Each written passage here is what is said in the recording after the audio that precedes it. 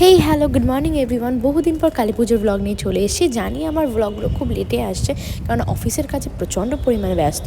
তো আজকে দেখতেই পাচ্ছ আমাদের স্কুলে ছিল কালী পুজোর ঠিক আগের দিন পিটি মিটিং। তো পিটি মিটিং সেরে আমি অফিস থেকে বাড়ি গিয়ে ফ্রেশ হয়ে রেডি হয়ে পড়েছিলাম 14 প্রদীপ দিতে, কারণ হট করে খেয়াল পড়ে গেছিলো 14 প্রদীপ দেওয়া। তারপর পিসিবাড়ি থেকে একটু 14 শাক নিয়ে এসে খেয়ে 14 প্রদীপ দিয়ে মানে শুরু করে দিলাম আর কি।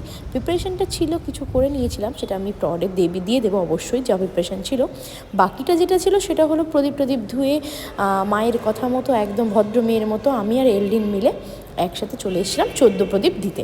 তো সারা মন্দির দিয়ে বলো, দাদু দিদাকে উৎসর্গ করে বলো, প্লাস বাবা মার পথে, আমার ভাইয়ের পথে যাওয়ার জন্য, তো সবার জন্য মা যেভাবে শিখিয়েছে ছোটোবেলা থেকে, দাদু দিদা মা যেভাবে শিখিয়েছে সেভাবেই দিয়ে বড়দের আশীর্বাদ দিয়ে আমি প্রদীপ দেওয়া শুরু করে দিয়েছিলাম।